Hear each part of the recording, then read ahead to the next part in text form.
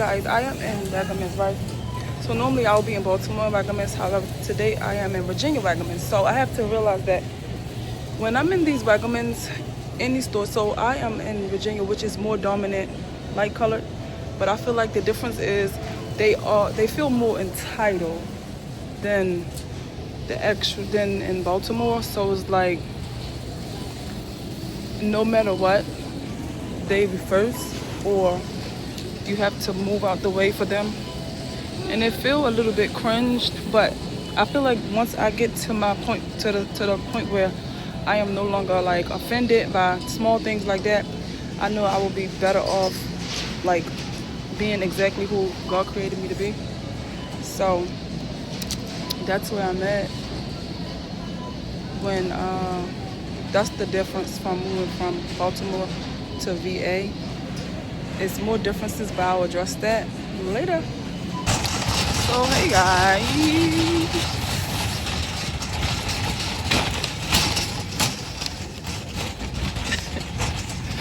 so you guys probably couldn't hear me while I was inside, but actually just coming out of a room. What I was saying was that actually I see the difference in the people in the two states. So I am coming from Baltimore, Maryland, and technically I've been in Virginia for about a year now. So what I was saying was I just see the difference when it comes down to shopping. Being an Instacart shopper in each state. So actually in Baltimore, the people are different. Like, I feel like they definitely are more respectful. But here in Virginia, I just feel like they feel entitled. Like, you have to let them go by first, whether if you was there first or not. They have to be first in line, whether if you was there first or not. And I don't know if it was because of the skin color, but I don't want to always categorize that, because that's probably not the case. It could be. And then whether you're a female, whether you're a male, you know, back in the day, I just know that growing up, men were men. Like, they will let you go first. They will let you buy first. They will hold the doors for you. However, nowadays, they are not like that. It's sad to say, but definitely it got a lot to do with, as I was saying, definitely I feel like it have a lot to do with my skin color, because I mean they are like really rude here. And I told myself, I prayed and I asked God, I said, God, please give me, I just want the spirit of offense, the spirit of confusion, the spirit of any bad thing that's hindering me from my growth. I just want it to go, because I definitely, if I get out of being offended about everything, I will be a bad mama jamma, right? Like, I'll be able to just continue to smile. I'll be able to continue to not allow nobody hinder my day or get me like make me have an attitude or get me off of my excitement, because when I leave my house, I be feeling so filled up. I be filled up, and I feel like as soon as I step out the door or go into these stores, that's when I don't want to give him the glory. I don't want to keep saying the devil, but I have to allow myself to be like, okay, Shantae, you're going out in public. You have to be vigilant. You have to be respectful, even though, be responsible, be yourself. Trust God, continue to have God in your heart, and just continue to treat people how Jesus would treat them. I'm not Jesus. I will never be, nor am I saying that, but I just want to be like him.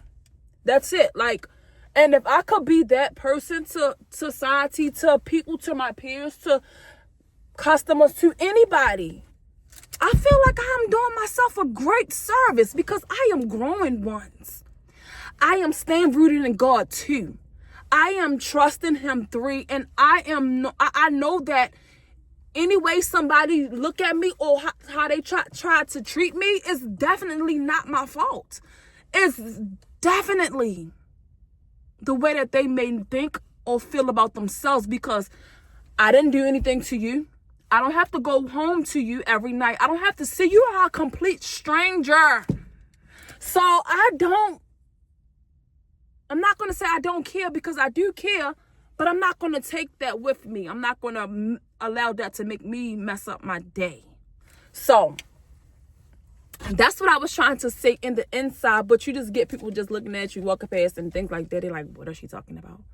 What I'm talking about is accurate, because I am actually the one who is living this. I am actually the one who is being taught different, being treated different. I am literally the one, but I don't want to look at it like that. I just want to look at me just being who I am in Christ, and not worrying about what the other people are doing or how they may feel or the way they roll their eyes or the way they look at me or the way.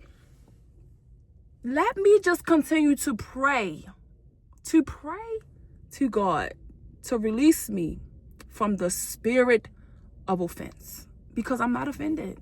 I'm not. And it's like some things that you just cannot ignore. You notice it, but you just be like, I'm not offended. I'm not offended. God is still good. He still sits on the throne. He still see. And the thing about it is, people don't understand that you reap what you sow. So how you treat people is definitely going to be how people treat you. You can't treat people a certain kind of way and don't think that it's not going to happen back to you.